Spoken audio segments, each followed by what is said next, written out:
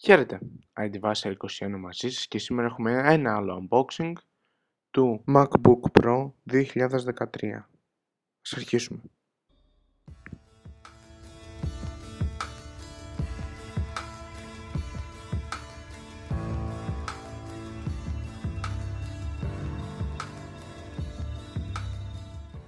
Καταρχάς, συγγνώμη για την ποιότητα της εικόνας.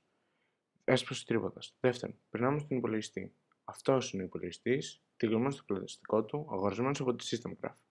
Βγάζω το πλαστικό και βλέπω τη συσκευασία. Τι έχουμε? MacBook Pro. Σήμα της Apple. MacBook Pro, σήμα της Apple. Είναι σε μορφή μεγάλου χαρτοφύλακα για το κουτί. Το γυρνάω και προσπαθώ να το ανοίξω. Αφού λοιπόν το ανοίγω με το στυλό ανορθόδοξο, αφήνω το στυλό και ανοίγω τη συσκευασία.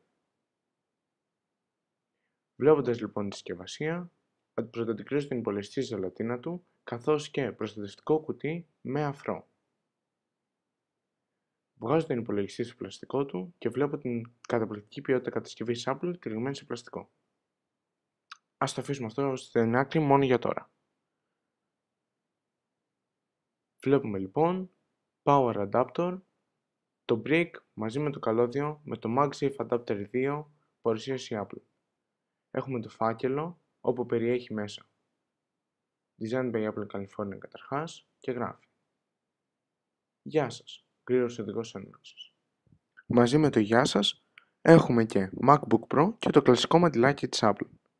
Αφήνω αυτά κάτω και βλέπω ότι έχουμε τον επεκτατητή καλωδίου για το φορτιστή, καθώς και το κλασικό ανταπτοράκι για να μπει στην πρίζα. Ήμουν ο IDVaser21 και αυτό ήταν ένα unboxing του MacBook Pro 2013.